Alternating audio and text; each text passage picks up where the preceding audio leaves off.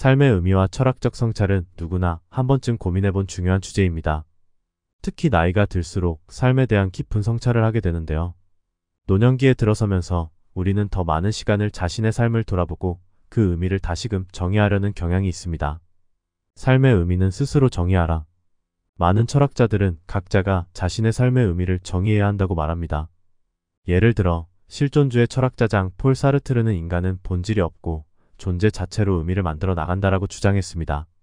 사르트르의 철학은 우리가 주어진 운명에 수동적으로 따르기보다 스스로 의미를 창출하는 존재임을 강조합니다. 이는 노년에 더욱 중요한 메시지일 수 있습니다.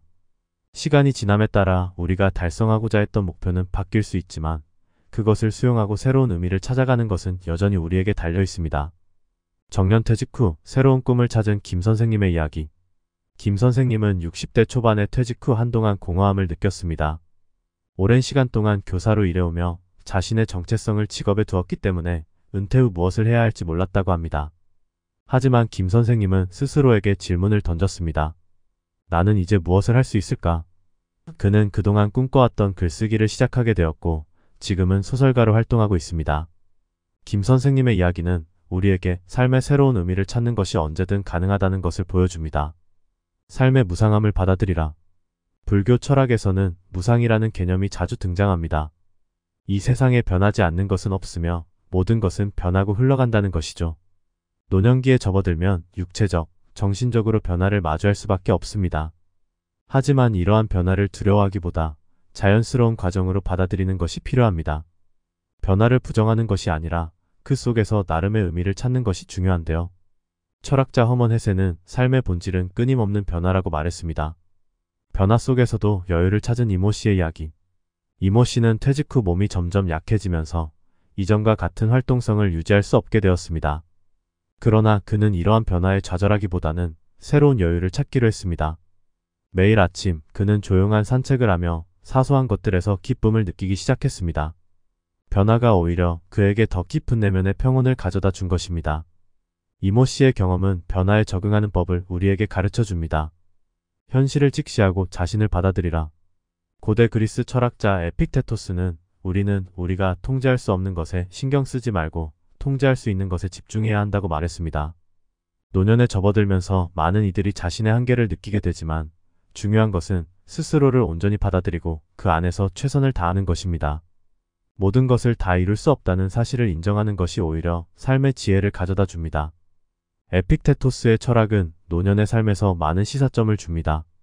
우리에게 주어진 환경이나 조건을 억지로 바꾸려고 하기보다는 그것을 수용하고 내 안에서 평화를 찾는 것이 진정한 의미를 찾는 길이라는 점을 말이죠. 인간관계를 재정립하라. 삶의 의미는 사람들과의 관계에서 비롯되기도 합니다. 중년 이후에는 인간관계가 변화하는 시기입니다. 자녀는 성장하고 떠나가고 배우자와의 관계도 새로운 단계에 접어듭니다. 이 과정에서 우리는 인간관계를 재정립할 필요가 있습니다. 공자는 친구가 없다면 우리는 자신을 보완할 기회를 잃는다라고 말했습니다.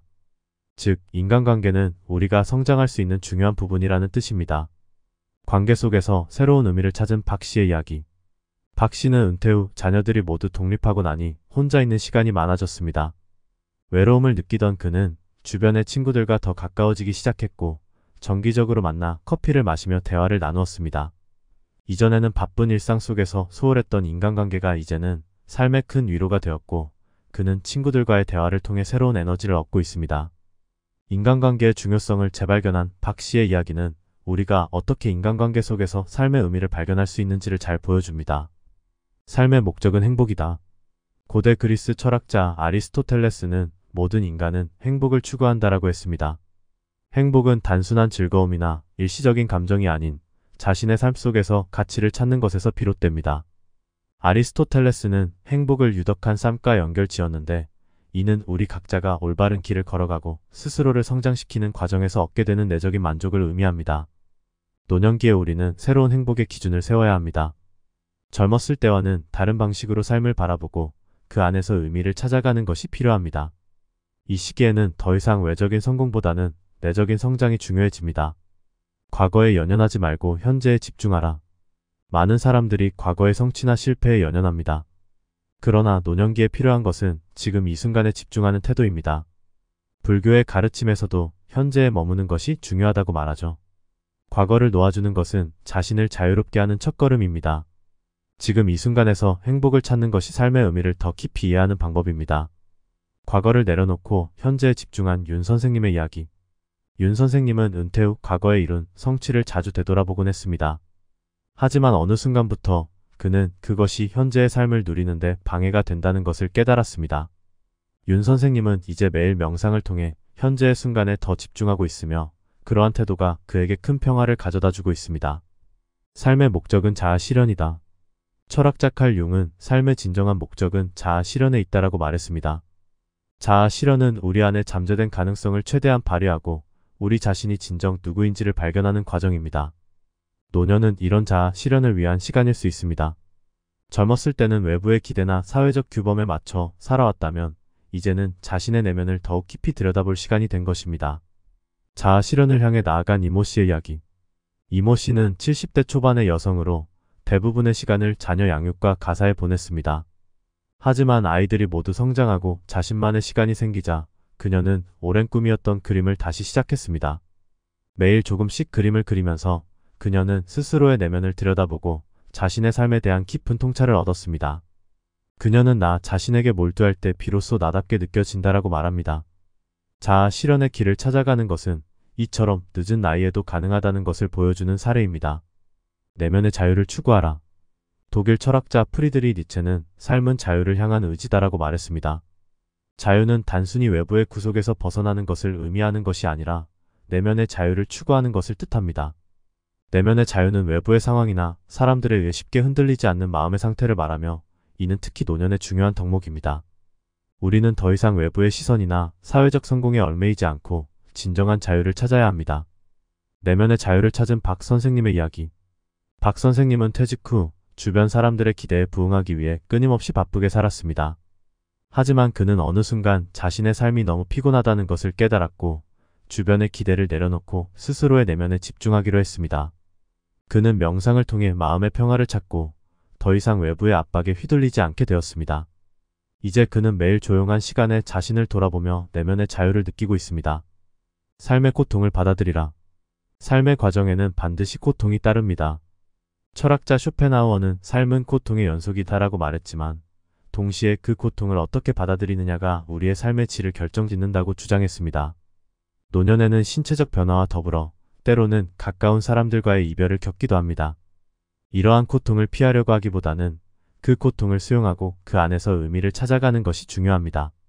고통을 피할 수는 없지만 그 고통을 통해 우리는 더 큰 성장을 이룰 수 있습니다. 고통을 받아들이고 그것이 우리 삶에 어떤 교훈을 줄 수 있는지를 고민해보는 것은 의미 있는 삶을 향해 나아가는 길입니다. 삶의 의미는 현재에 있다. 미국의 심리학자이자 철학자인 윌리엄 제임스는 인간의 의식은 과거와 미래를 연결하지만 진정한 삶의 의미는 지금 이 순간에 있다라고 말했습니다. 우리는 흔히 과거의 후회와 미래에 대한 걱정으로 현재의 순간을 놓치기 쉽습니다. 하지만 노년은 이제 과거의 묵계에서 벗어나 현재에 더 충실할 수 있는 시기입니다.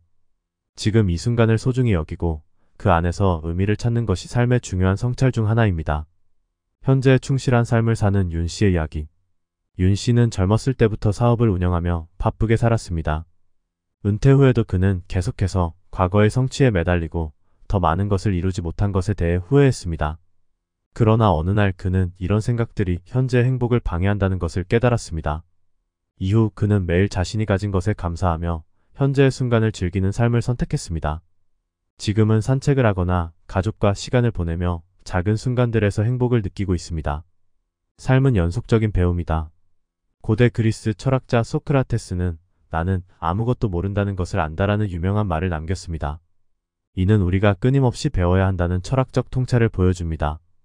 노년에도 배움은 끝나지 않습니다. 배움은 단순히 책을 통해 얻는 지식이 아니라 삶의 경험을 통해 얻게 되는 지혜를 의미합니다. 우리는 살아가는 동안 계속해서 배우고 성장하며 그 과정을 통해 삶의 깊은 의미를 깨달을 수 있습니다. 배움을 멈추지 않는 김 선생님의 이야기. 김 선생님은 은퇴 후 새로운 언어를 배우기 시작했습니다. 처음에는 어렵고 낯설었지만 그는 노년에도 배움이 끝나지 않는다는 마음으로 매일 조금씩 공부를 이어나갔습니다. 시간이 지나면서 그는 새로운 언어를 통해 새로운 문화를 접하고 그것이 그의 삶에 새로운 활력을 불어넣는다는 것을 깨달았습니다. 김 선생님의 이야기는 나이와 상관없이 배움이 주는 즐거움과 의미를 보여줍니다. 삶의 의미는 사랑과 연대에서 나온다. 프랑스 철학자 장 자크 루소는 인간은 사회적 동물이다라고 말했습니다. 즉, 우리는 타인과의 관계 속에서 의미를 찾고 그 관계가 삶을 풍요롭게 한다는 것입니다. 특히 노년에는 가족, 친구, 사회와의 연대가 삶의 중요한 부분을 차지합니다. 사랑과 연대 속에서 우리는 삶의 따뜻함을 느끼고 그것이 삶의 의미를 더욱 깊게 만들어줍니다. 사랑을 통해 삶의 의미를 찾은 박 선생님의 이야기. 박 선생님은 은퇴 후 손자, 손녀들과 함께 시간을 보내며 새로운 기쁨을 느끼고 있습니다. 그는 아이들과 함께하는 시간이 자신에게 새로운 삶의 의미를 부여했다고 말합니다. 가족과의 연대 속에서 그는 삶의 따뜻함을 느끼고 그것이 그에게 큰 위로와 행복을 가져다주고 있습니다. 삶의 의미를 찾는 여정은 노년에도 끝나지 않습니다. 스스로에게 질문을 던지고 변화를 받아들이며 인간관계를 재정립하고 행복을 추구하며 현재에 집중하는 것. 이러한 철학적 성찰을 통해 우리는 더 깊은 내면의 평화와 만족을 누릴 수 있습니다. 자아 실현을 통해 내면의 자유를 찾고 고통을 받아들이며 현재에 충실하고 배움을 이어가며 사랑과 연대 속에서 우리는 삶의 진정한 의미를 발견할 수 있습니다.